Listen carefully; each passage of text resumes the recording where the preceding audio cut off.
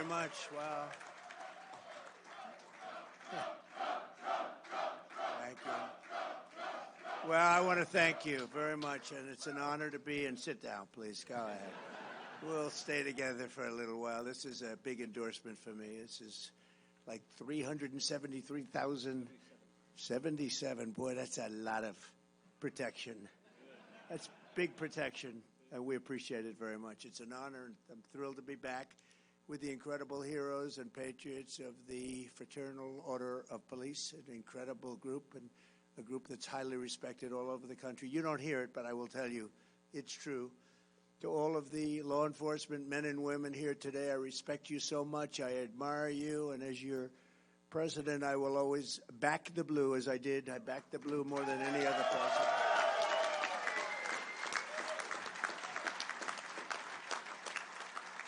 I was not a defunder like Kamala. She was a defunder. She was a 10-year defunder.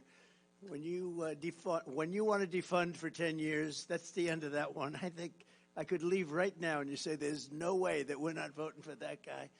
That's the ultimate, isn't it? Before we begin, big news today is that the Manhattan DA witch hunt against me has been postponed because everyone realizes that there was no case because I did nothing wrong. It's a witch hunt. It's an attack by my political opponents in Washington, D.C., and Comrade Kamala Harris and radical left opponents for purposes of election interference. That's all that was. And it's a case that should have never been brought, but nothing like that has ever really happened in the United States that we know of, at least.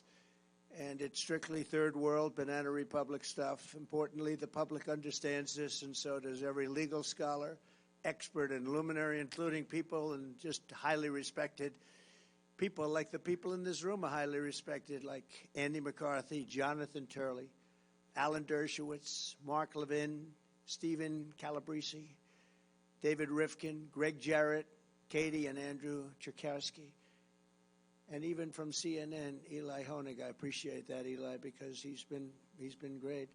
They all said it's a case that is not a case, shouldn't even be brought, politics.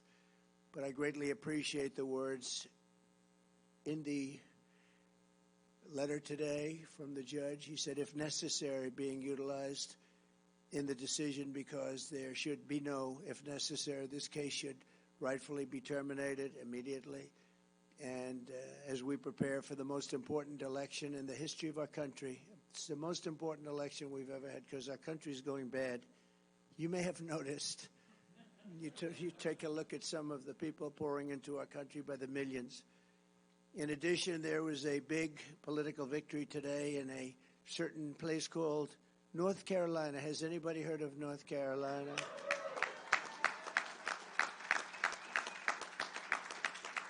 I even have a grandchild, very beautiful grandchild named Carolina. And Laura's here today. Where is Laura? Where are you? Right there. Right there. Carolina is a beauty. She's a beautiful, and Eric came. He doesn't come too often for this, you know. He'd rather do his own speeches. People would rather hear him. So it's a great couple. Beautiful children, great couple.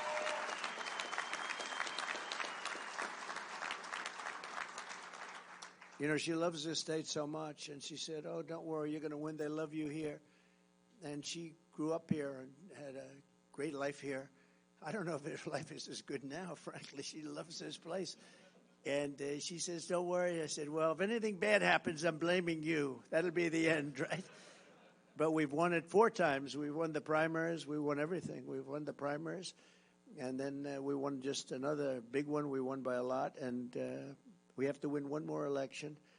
And we'll be 6-0 in North Carolina. We love North Carolina, and thank you for both being here. That's great. It's an honor. Your appeals court ruled today that Robert F. Kennedy Jr.'s name should be taken off the ballot.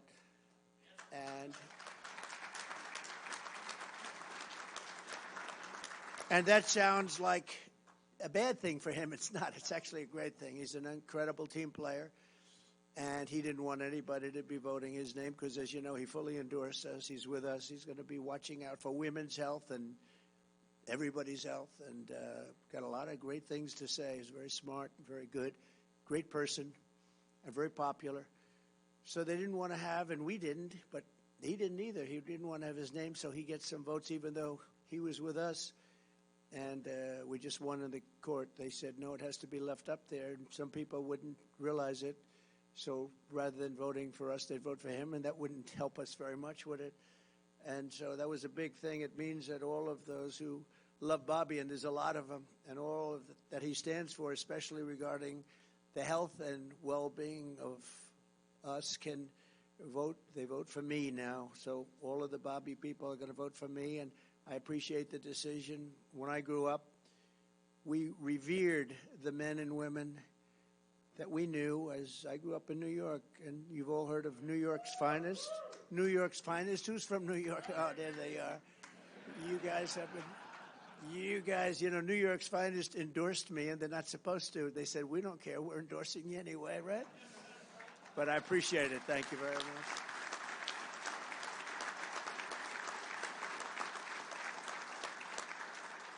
I think we've been endorsed by every police group or slightly related. Even if they're slightly related, we've gotten every one of them, and I appreciate it. Just nobody we can respect more.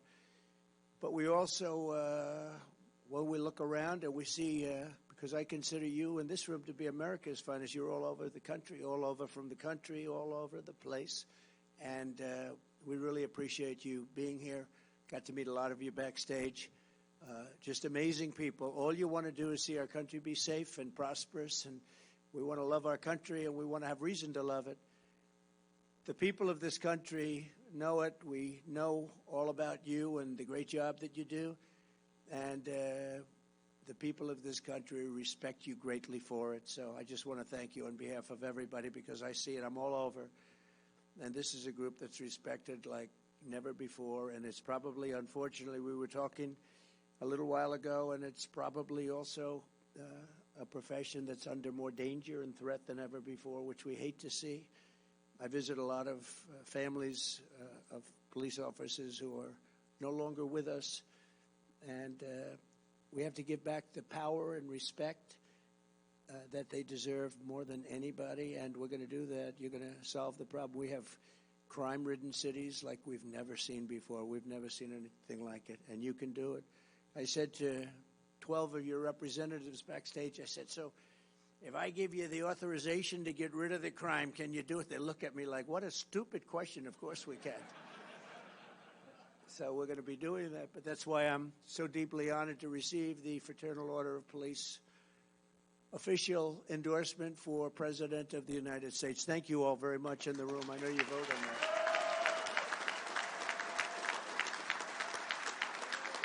Thank you very much.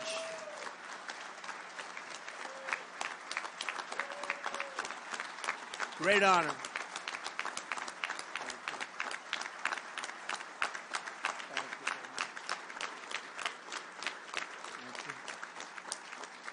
Thank you very much. Thank you, Patrick. I want to thank Patrick and every officer here this afternoon. It's really something I will not forget. 373,000. And, Patrick just corrected the teleprompter. How did you add the other 4,000 people? They want to join so badly because they think we're going to win. Everyone now wants to be doing that. Huh? He said he doesn't think he knows. Thank you very much. So to think that numbers like that, that's a big group. That's the largest group in the country by far, I guess, right? I also want to thank RNC Chairman Michael Whatley, who used to be, as you know, the Republican Party chairman of the state, and we won the state so beautifully and, frankly, so easily. And he was very much into securing the vote. That's why he's the head of the whole. Look, if we can keep the cheating down to a minimum, because these people cheat. They cheat like hell. If we can keep it down to a minimum, we win easily. If we had, let's say, a beautiful vote counter, an honest person comes down from on high to count the votes, we win, I could stop campaigning. I could tell Michael and Laura I don't have to come anywhere anymore. I'm just going to relax but we have to win, you know. We too big to rig is the statement we use. But Michael and Laura, who's the co-chair, have been working really hard. So thank you, Laura, very much. We appreciate it. Very much appreciate it.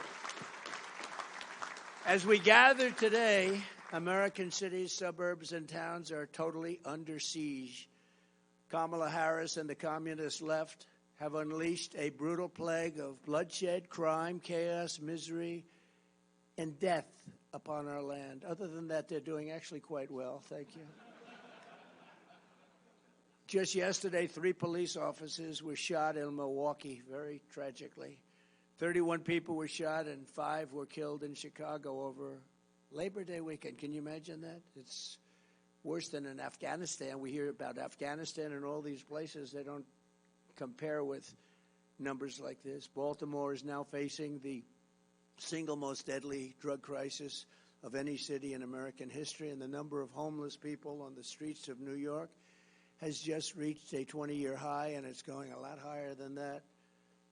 Hundreds of thousands of illegal aliens. You know, you can't, according to look at all that fake news back there, but you can't.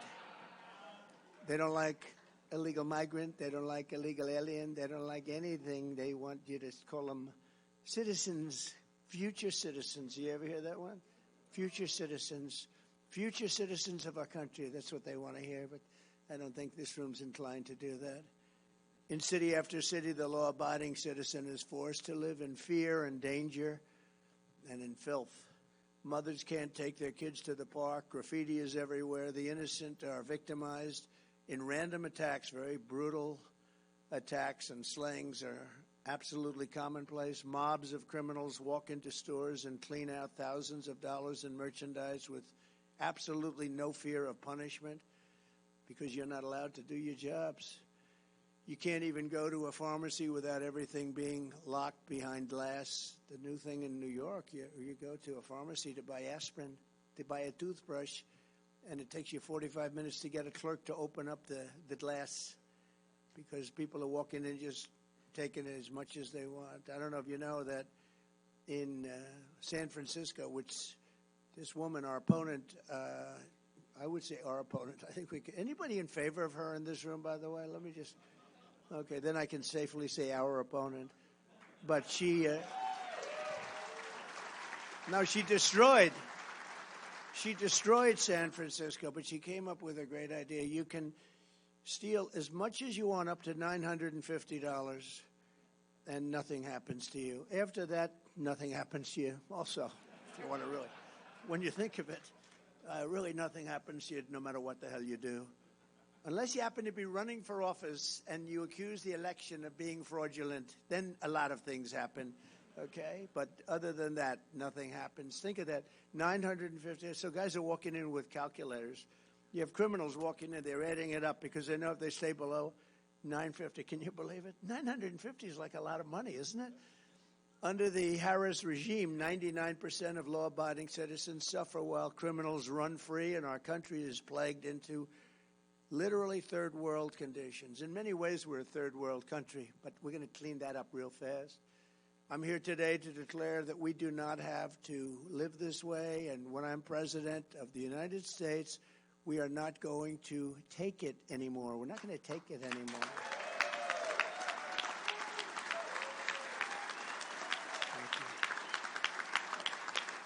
Thank you.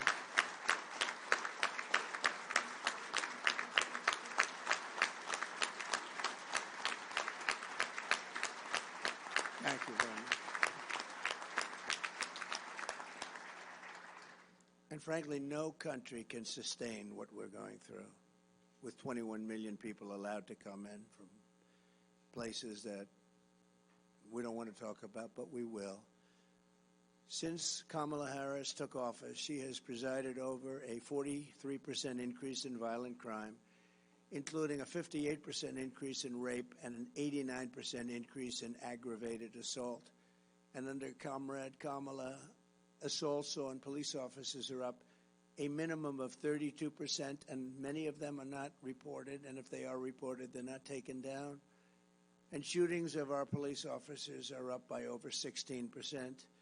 The day I take office is the day that Kamala's crime wave comes to an end. It's a crime wave in our country. We've never seen anything like it. And frankly, we talk about all of the problems that we have, and they list them, and usually the economy is number one. To me, the number one thing that I get spoken to by the people, and I meet so many people, is crime. I mean, they can't believe it. They can't walk out of their apartments and buy a loaf of bread without getting mugged or wrapped or shot. You look at Chicago, it's not even believable. They had actually, the numbers I read to you were very minor compared to about 2 months ago, where they had 117 people shot and 17 dead in one weekend. Think of it, 117 people were shot and 17 died, and the fake news doesn't talk about it very much. But we take back our country, and we will take back our country very soon for the law-abiding citizens of America, because this is about the law-abiding citizens, not the criminals. They're protecting the criminals and not protecting the law-abiding citizens. We can't let that happen. With your help, we will restore public safety to our streets. We will bring back law and order to our nation. And we will give the heroes in blue the power to legally protect us and the respect that you deserve more than any other group of people, what you have to go through, and then you don't get the backup at all. You're going to have the backup like you never had it before. Well, you had it 4 years ago, but even more so now because they've let it get so out of control. I mean, the only thing good about this period of time, we did great in 2016. We did much better in 2020, I hate to tell you. We did much better, got millions more votes. I was told if you got the same number of votes, you can't lose. We got millions more votes than we got in 2016. And in 2020, with all of that, the only thing good about it is that we see how badly things are. I think the reason the spirit is more now than 2020 or 2016 is because they saw how bad it was. It's been so bad. And we're able to do things, and you can be stronger and tougher and get your job done, because they can't, even radical left people, or at least people that are leaning left, will understand that we have to clean up our crime. You can't have a country like this. There's no country like this, no country. And we're a laughingstock all over the world. Over the past 4 years, Kamala Harris and the radical Democrat Party have led a war on law enforcement in America. They're against you so strongly.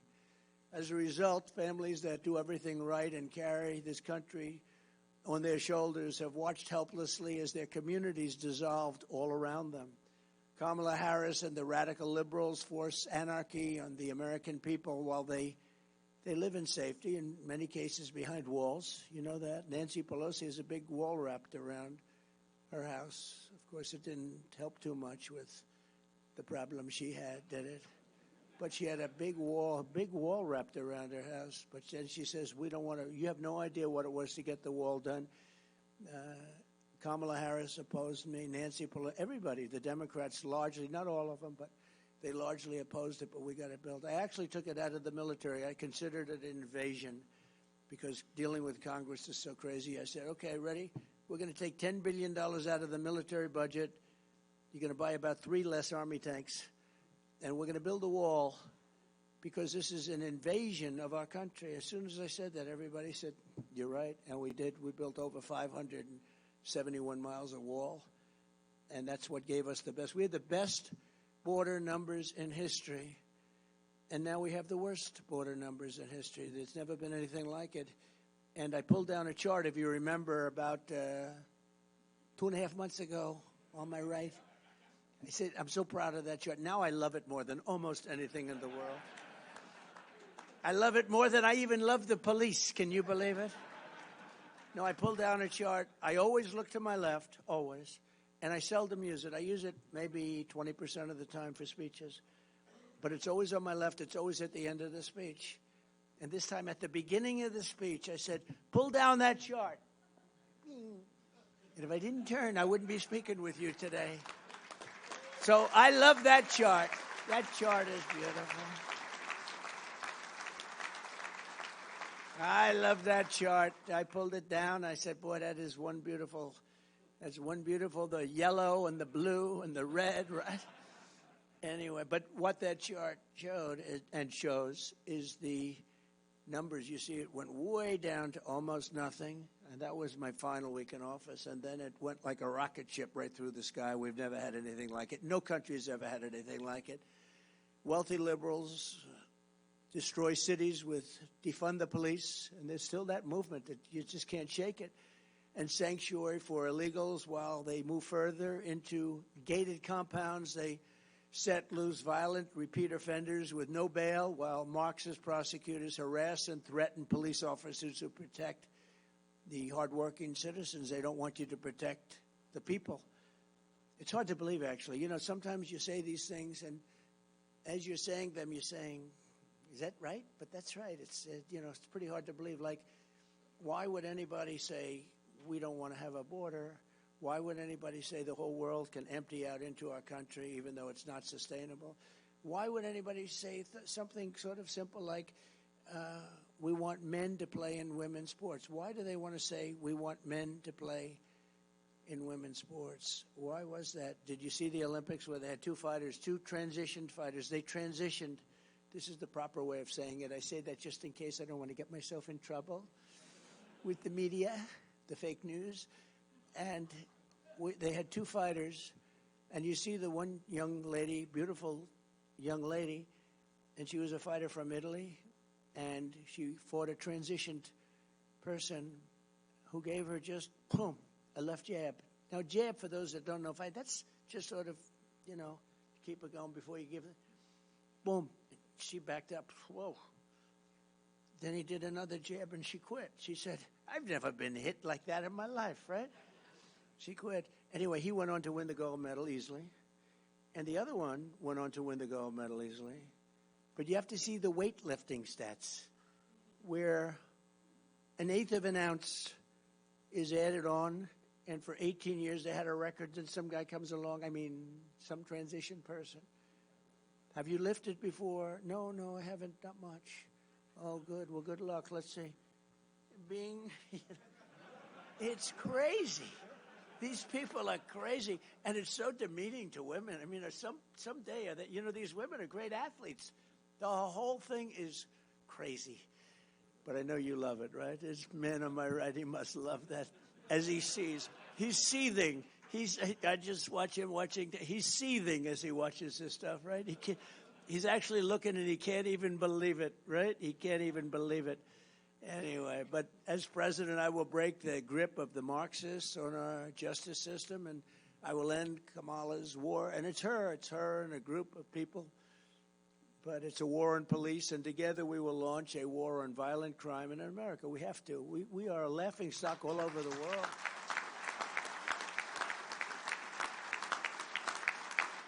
Everyone's always talking about these terrible countries to live in, that regime and this or that. But those countries don't have crime like we do, not even close. Under Harris, the number of police resignations surged recently to over 60%. You've never had a number like that. In the first spending bill I signed, I will make a record investment in hiring, retention, and training for police officers. It's so important. It's powerful. So important.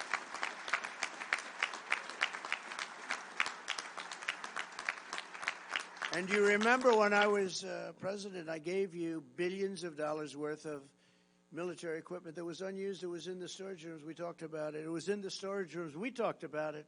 Remember that a few years ago? And I made it available to the police. I took such heat. They said, it looks too powerful. It looks police-like. I said, isn't that a good thing? That's a good thing. But I gave you billions of dollars. It was sitting there drawing dust, billions and billions. It had storage houses all over the country, big storage houses of trucks, and a lot of it was defensive material, too, and defensive Jeeps with armor plates all over them and a lot of great stuff. And I gave it all out to the police. Took a lot of heat. I thought it would be a popular thing. It was with the police. But the crazies out there, they thought it was just a terrible thing. They thought it looked too powerful. And you got it, and we saved a lot of lives with that equipment, right? We saved a lot of lives, and we saved a lot of rent. We also saved a lot of rent that we didn't have to pay to all these storage places all over the country.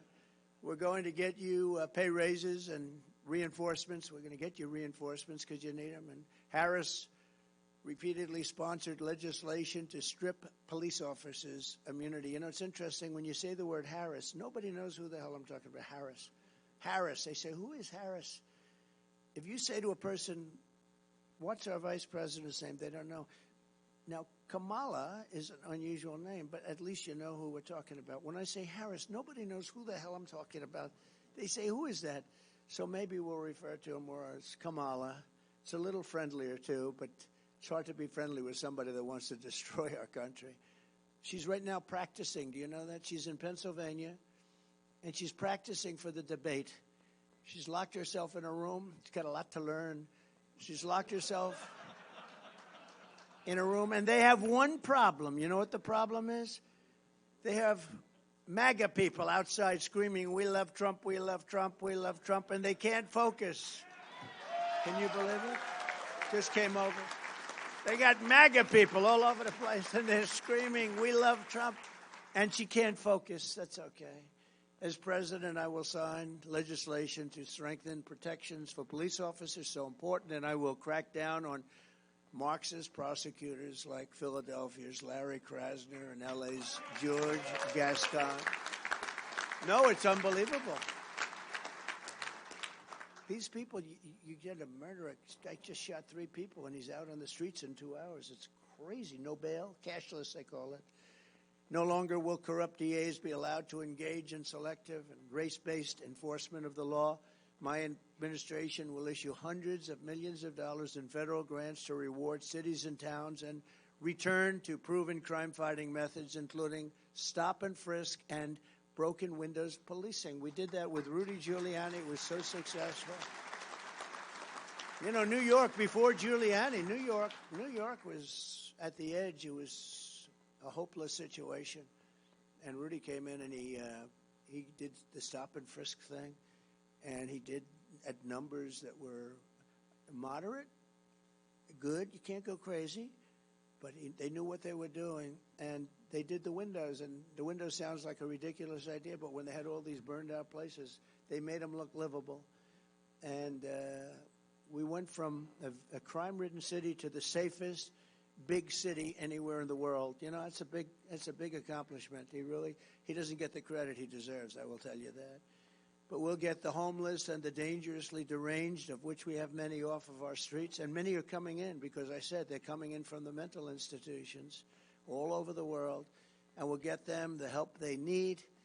It's a very hard thing to get the help they need. And many of these people are never going to make a comeback. You know that. They can't make a comeback. It's horrible. It's a horrible thing. But we'll make our towns and cities safe again. We'll make them clean and beautiful once again. And we'll have places that you live in the manner to which you're supposed to be living, because people are living in hell right now.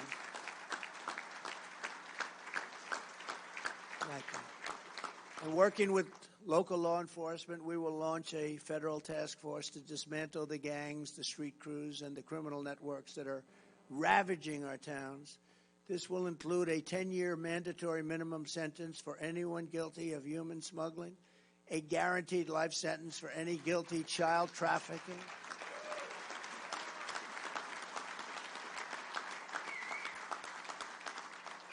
and the death penalty for drug dealers and anyone guilty of child or woman sex trafficking, which they are doing at numbers which are massive. And we're also calling for a strong death penalty for anyone who kills a police officer.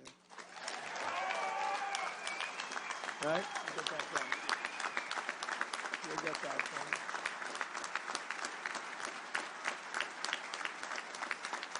We'll get it done.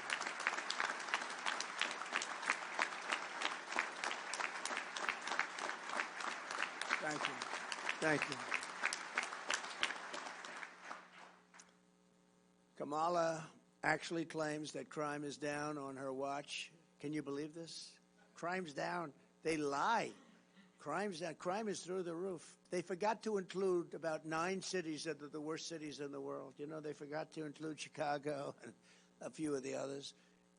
And that was the FBI. That's a shame. They issued stats, and everybody was surprised that crime was about the same or maybe a little bit down. And then we found out that they didn't include, just like they didn't include 818,000 jobs in their jobs report. They were missing 818. They said 818,000 more people. It turned out to be a total fraud. You know, at a certain point, it becomes fraud.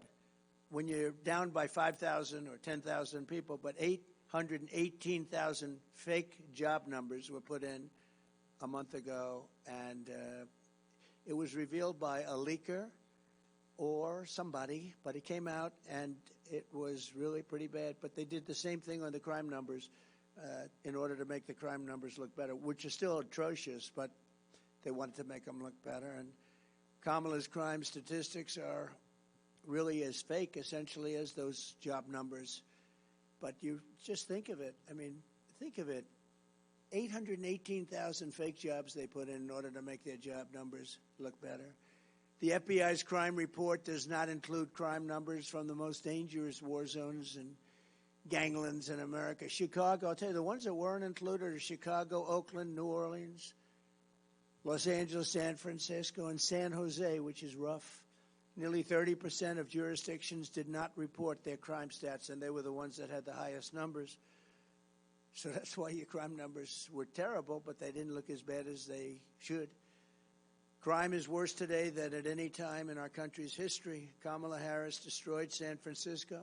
She destroyed California, and now she's destroying America. She will destroy this country. She will destroy this country. And now that people are seeing what's going on, nobody knew who the hell she was, in all fairness. She was vice president that nobody knew. She shouldn't have been vice president. If you know what they call threat to democracy. She's a threat to democracy. The way they call me, threat. I take a bullet in the head, and I'm a threat. No. She's a threat to democracy. Think of it. But she didn't get any votes. He got 14 million votes. She got none. Zero. She was the first one out of 22 people to leave. She left the race because she got no support. And now she's running as the Democrat candidate. And I say that's a threat to democracy. They're the real threat to democracy. They use that. That's just a standard line. Donald Trump is a threat to democracy because he wants to stop crime. You know, these people are very mixed up people. This November, the law-abiding citizens of our country are going to tell her, Kamala, you've done a horrible job. Remember The Apprentice? You couldn't be worse, and we're not going to let you do it again. Kamala, you're fired. Get out of here. Get out of here.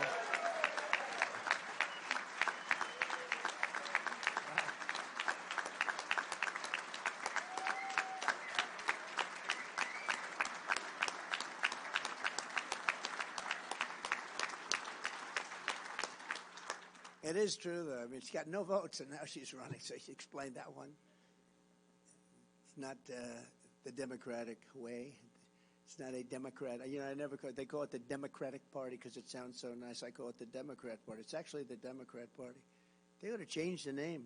They're always arguing that. I always call it it's called Democrat Party. Democratic sounds so beautiful, the Democratic Party. It's even nicer in a speech. But they ought to change the name instead of complaining. And you know what she could do? All these things that she complains about right now, she should go and fix them. She shouldn't even go to the debate. She should go back to Washington, D.C. and fix all the things she's complaining about. There's no problem. As DA of San Francisco, Kamala was the original Marxist prosecutor. She was the original. She shielded illegal alien crack dealers from deportation at a level that nobody had ever seen before. She refused to seek the death penalty for an animal who killed a police officer. She didn't even call the officer's family. She refused. She didn't want to call his family. As California Attorney General, Kamala redefined sex trafficking, and child sex trafficking, and assault with a deadly weapon, and rape of an unconscious person as totally nonviolent crimes. Kamala then called herself a leader of the movement for no cash bail. She was very proud of that, no cash bail. That has done more to hurt our cities than almost anything I can think of where these people are getting out of jail 1 hour later. They don't even see the jail, and they're violent criminals, and they're out of jail immediately. She called for abolishing ICE, and these ICE people are incredible patriots, and they have a tough job, and you work with them very closely, but they are incredible, and they're tough, and they love our country. And ending all jail sentences for parole violators. No more jail sentence. What's the purpose of even reporting if you don't go to jail for parole violations? Unless, again, you're involved in political activity, meaning you want to run a democratic country. You want to run a country that is based on fair and free voting. You're in serious trouble if you get caught trying to find out what are the real results of an election. It's an amazing thing. Do you ever see that? They go after the people that are looking at the crime, and they do terrible things to them. But the people that committed the voter fraud and everything, they can do whatever they want to do. It's so crazy. And I hope you, as the greatest people, just as great as there is anybody in their country, I hope you watch for voter fraud. So it starts early, it starts in a week, but I hope you can watch, and you're all over the place. Watch for the voter fraud, because we win. Without voter fraud, we win so easily. Hopefully we're going to win anyway, but we want to keep it down. You can keep it down just by watching, because believe it or not, they're afraid of that badge. They're afraid of you people. They're afraid of that more than anything else. They're afraid. So I hope you can watch. During the 2020 riots, Kamala Harris urged her followers to donate to a fund to bail out violent rioters, arsonists, and looters out of jail. You remember in Minnesota, one of the criminals she helped bail out of jail went on to murder a man in St. Paul, shooting him 6 times in the head and torso. Most disqualifying of all, Kamala Harris endorsed defunding the police, and she endorsed it for so many years. No politician who endorsed Marxist defund the police lunacy should ever be the president of the United States, because that's your philosophy.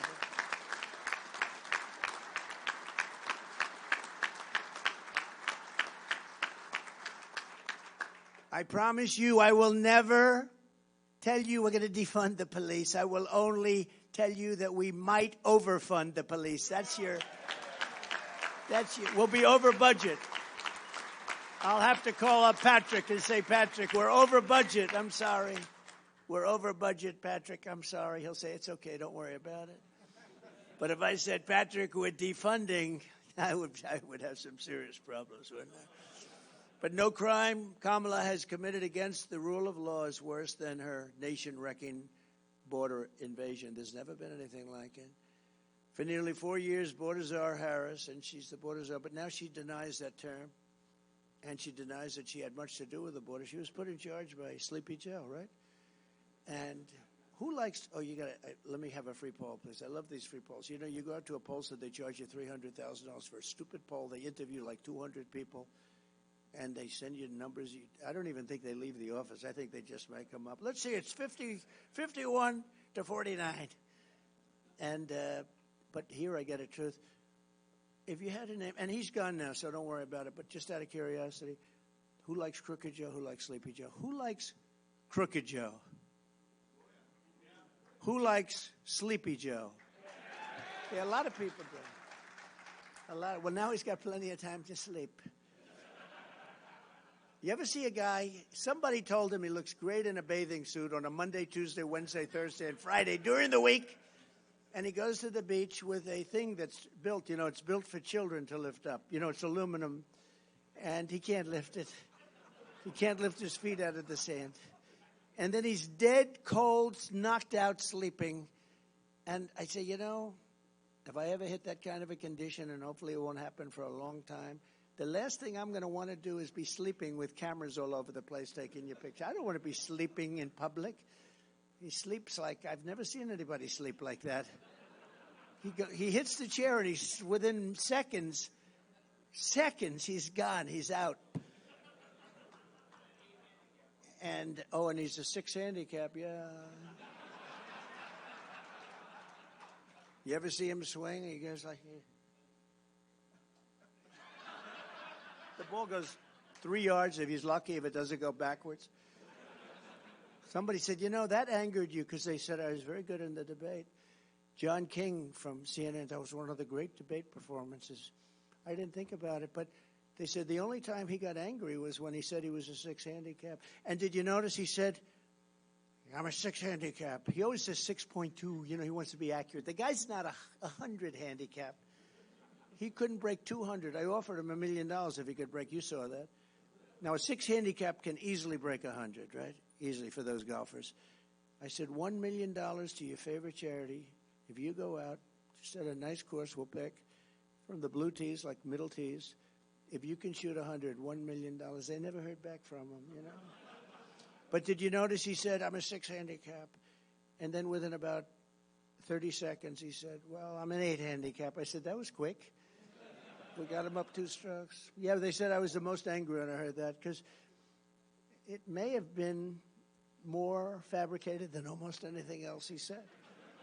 Anyway, no, that's the whole story with these people. Look, they lie and they cheat, and they've destroyed our country. They've destroyed our country. He's the worst president our country's ever had. She's the worst vice president. There's never been such destruction, and I mean a war that would have never been had. There's no way Russia was going in. I know Putin very well. He was not going in. There's no way that Israel would have been attacked on October 7th. We wouldn't have inflation. You wouldn't have had that travesty in Afghanistan, the most embarrassing day in the history of our country. No, we've never had a person like this. But of all of them, I think allowing 21 million plus people to come in from places unknown, I really think it's probably the hardest thing to solve, and it's the worst thing that's happened to our country. But they've invaded our country, and as I said, they came from the prisons and the jails and the mental institutions, and more terrorists than we've ever seen come into our country. We actually had a year where Border Patrol said that we had no terrorists. I didn't believe it, but I love it. 2019, they said no terrorists have come into our country. None. I don't believe it. I don't believe it, but I use it anyway because it's what a stat. But they said, but we were very tough on that, and there were very few. I doubt there were. I'm sure there was some, but they said there was 0 terrorists in 2019. Check it out, Border Patrol, and now we have numbers coming in, the likes of which we've never seen, and the worst terrorists in the world. They're coming in from Yemen. They're coming in from all over the Middle East, and they're coming in from places that even you don't want to know about. An estimated 75% of arrests in Midtown Manhattan and over 60% of arrests in Queens are now illegal aliens. Can you imagine that? So much more than half are illegal aliens. And all they do is talk about how people that come into our country illegally don't commit the same crimes as our people. They're so wrong. And they're more violent. They're more violent. Our country is being ravaged by migrant crime like nobody can believe. In June, 12-year-old, and I got to know the parents, Jocelyn Nungari in Texas was tied up, assaulted, and strangled to death by migrant criminals from Venezuela that Baltazar Harris released into our country. In February, an illegal alien shot 3 D.C. police officers right through a door. In June, an illegal alien shot 2 NYPD officers, 1 in the chest, 1 in the leg. Many have died. Many have died. You could go over these stats all day long. Death. In July, another illegal alien reportedly shot a San Antonio police officer with a rifle and shot him in a bad place. Only days ago, a migrant from Haiti who Kamala flew into our country very specially was arrested in Massachusetts for molesting a 10-year-old boy. Last month, another Haitian migrant was arrested in the same state for raping a 15-year-old girl. They're raping and they're killing people at levels that we've never seen. And you've seen what's going on in Colorado, and you see what's gone in Chicago. As we speak, heavily armed Venezuelan gangs have taken over entire apartment buildings and apartment complexes in Aurora, Colorado, terrorizing the residents. They're taking over. In the old days, you had to pay to buy that building. They just take it over. Oh, the people are living in such fear. They've left. Under Baltazar Harris, we are being conquered. We're being actually conquered, if you think of it from within. But as soon as I'm back in the White House, the conquest will end and the great liberation of America will begin. And you're going to be the ones leading the pack.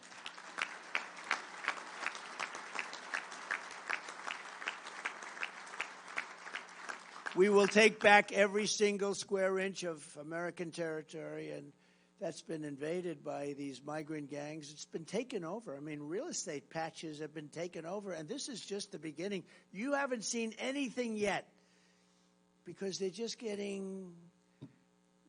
sort of assimilating. And how about what they're doing to our schools? They're going into schools. They're beating the hell out of our other pupils. We're giving them chairs, and we're telling people that have been there, families that have had their children in that school, you can't go to that school anymore. We will dispatch ICE and the elite teams of federal law enforcement to clear out the gangs from Aurora and every other American city that's being torn up and victimized. And we'll get MS-13 and other vicious gangs out of our schools, out of our high schools, your communities, and out of our country. We're going to get them out of our country fast. You know, when I first came in, MS-13 was all over the place. We had so much.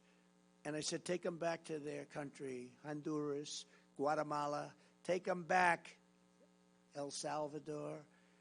And a general told me, sir, we can't take them back. Why? They won't accept them. When the plane is ready to land, they have major aircraft landed all over the runway. So you can't land the plane. The buses are stopped. They broke up the road, so you can't get the buses in. We can't get them back. They won't take them. They told us, don't even think about bringing them. We'll end up in a big fight. I said, how much money do we pay those? It was 3 countries in particular. And they have MS-13 criminals, the worst gang members. They make our gang members look like very sweet people. That's the only thing good about it. Our criminals look so nice by comparison. These are rough people. I said, how much money do we give these people? They said $750 million. Sir, it's $750 million, sir. I said, let them know that effective immediately, they're not getting any more money. You know, we give it as foreign aid like fools. We give so much money to people that don't have any respect for us at all. Tell them the money is cut off. They are defunded. I wish I used that term. We're defunding. We're defunding them. They're delinquent. We're defunding them. And they told them that. And the next day I get a call from the 3 countries. It was like almost early in the morning on the Oval Office. Sir, there seems to be a problem. Is there anything I can do? You have to understand, they wouldn't let for years anybody come back. They got them out. They got their criminals out of the country, gave them to us. When we sent them back, they said, sir, is there anything, is there a problem? I said, yeah. You sent in caravans all of these people, and you're not taking them back. You're going to take them back. Sure, we would love to take them back, please. It would be our great honor to have MS-13 back in our country, sir. It would be our great. We love MS-13 very much. They only kill 5 people a year per person. And they took them back. I still didn't pay them. But, you know, I just found out that now they're getting $4 billion with Biden, $4 billion instead of the $750 million, and they're behaving worse than they've ever behaved. I will support mandatory minimum sentences of 20 years for illegal alien gang members caught committing gun crimes, drug trafficking crimes, or acts of violence, or we'll send them back to their country with the assurance that they'll be put in prison. And I will make their home countries pay for the cost of their imprisonment through reduced foreign aid and high tariffs or taxes if they don't behave. You know, the tariffs are great. If they don't behave, you just say, that's okay, you don't have to behave. I'm putting a 50% tariff on everything you send in. And they behave like little babies. The days of foreign nations dumping their criminals into America are over. I will stop the invasion. I will shut down deadly sanctuary cities, and we will carry out the largest deportation operation, because we have no choice, in the history of our country. By sealing the border, we will also push back the flood of fentanyl and other deadly drugs that's pouring into our country at record numbers. Under my administration, we reduced drug overdose deaths for the first time in nearly 3 decades by quite a bit, but nothing like it could be. Because the only thing that's going to stop drug dealers from doing their job is a thing called the death penalty. And I don't know, people are ready for the death penalty. You know, a drug dealer kills during his or her life an average of 500 people. So when you say the death penalty and it ends, I was in China with President Xi before COVID. I got along with him very well. After COVID, I didn't really deal with him. I wasn't so thrilled with him, but I got along with him, had a good relationship. I said, you have 1.4 billion people. Do you have a drug problem? No, we have no drug problem. And what do you attribute that to? Death penalty. Death penalty for drug dealers. They have no problem with 1.5. They have no problem. The only problem they have is they send the drugs to us. Under Kamala, drug overdose deaths are up 18%, but we're going to stop the scourge. I will sign an executive order on my first day, making it the official policy of the U.S. government to completely eliminate the presence of drug cartels and foreign gangs in the United States. We're going to eliminate them.